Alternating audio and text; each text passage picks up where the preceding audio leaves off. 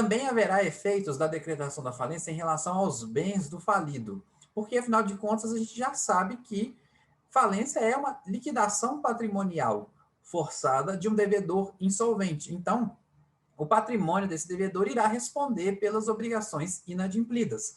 O primeiro efeito, no que se refere aos bens do falido, é a submissão deles ao processo. Claro, haverá aí nessa situação a formação da chamada massa falida. O acervo patrimonial desse devedor insolvente estará vinculado àquele processo falimentar ali para que ele possa ser utilizado para satisfação dessas dívidas, para o pagamento dos créditos que estão devidamente habilitados, verificados aí no processo falimentar.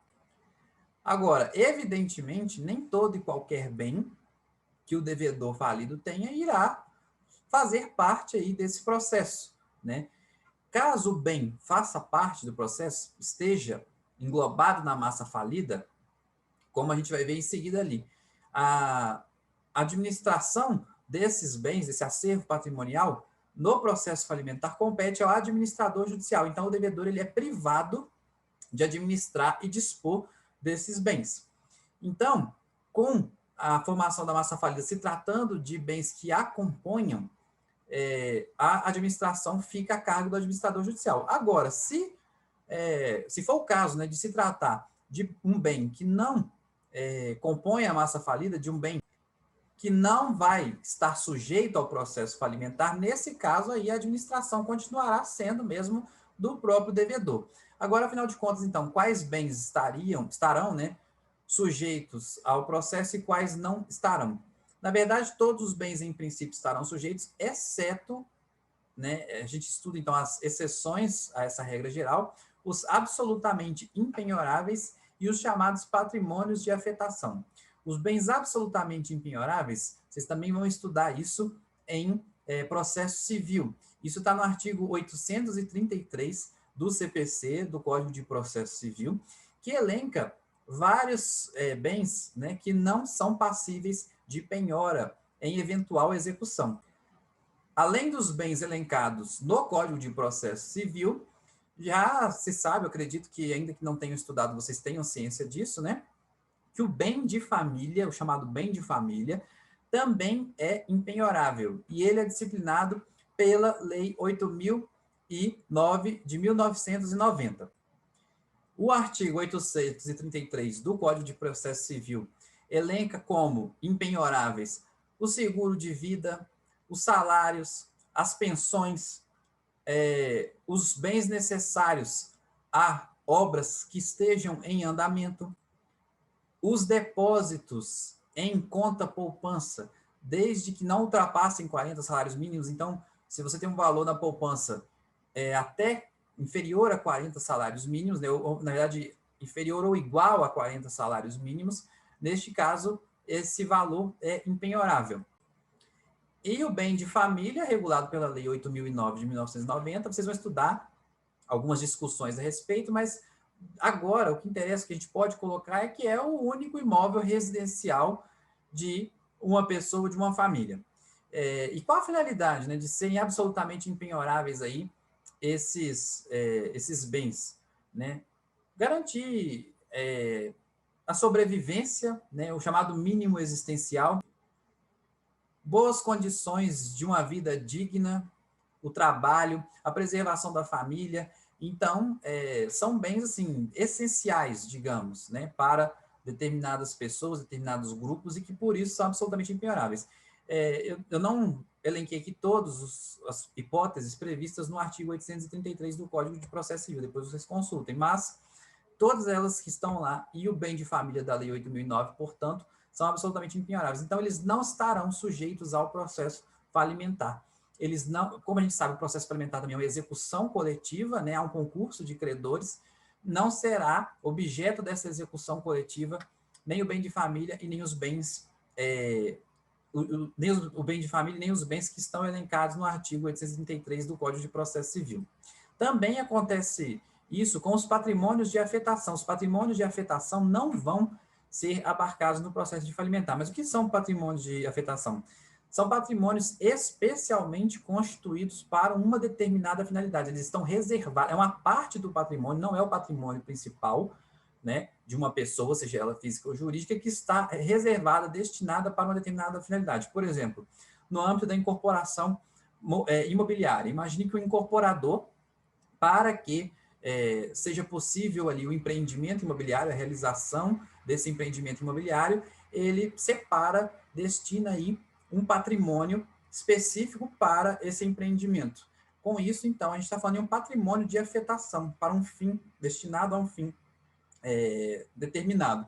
Esse patrimônio também não estará sujeito aí ao processo falimentar, não será abarcado por ele. E como eu já antecipei, o outro efeito em relação aos bens é a privação dos poderes de administração e disposição sobre esses bens que são submetidos à falência, né? Em relação a esses bens submetidos à falência, uma vez decretada, quem irá passar a administrar é o administrador judicial, não é mais o próprio devedor que tem aí atos de gerência em relação a eles.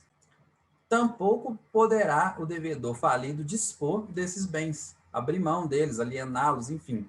Quem terá essas atribuições, né, de administração de eventual disposição será aí o administrador judicial.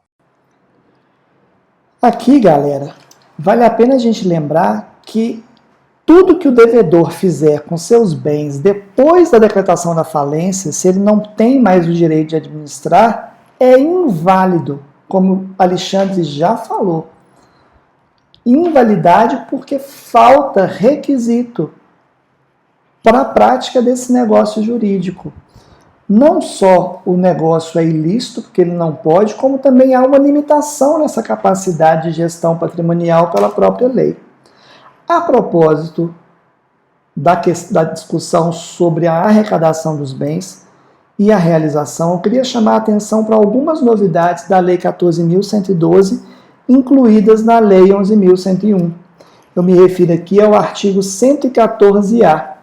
O artigo 114-A, nós vamos ler juntos, ele diz o seguinte: se não forem encontrados bens para serem arrecadados, ou se arrecadados forem insuficientes para as despesas do processo, o administrador vai informar imediatamente esse fato ao juiz, que depois de ouvir o representante do Ministério Público, vai, por meio de edital, dar o prazo de 10 dias para os interessados se manifestarem. E aí, um ou mais credores, eles podem até requerer o prosseguimento, mas eles vão ter que pagar as despesas necessárias de honorários do administrador judicial, que serão consideradas despesas essenciais nos termos lá dos créditos extraconcursais. O que isso quer dizer? Quer dizer que naquelas falências que não tem dinheiro nenhum, e se os credores quiserem prosseguir assim mesmo, eles vão ter que bancar. O parágrafo 2º, ele fala que, decorrido o prazo do caput sem manifestação dos interessados, o administrador judicial vai tentar vender os bens arrecadados. E, depois disso, ele apresenta o relatório para os efeitos do artigo. E aí, depois disso, a falência vai ser encerrada, né? Ela vai acabar por falta de bens, de recursos, de dinheiro para pagar credores. Tem uma disposição na lei, também nova, que diz que se ninguém quiser comprar, o administrador vai doar os bens do falido. Eu achei esse dispositivo um verdadeiro absurdo.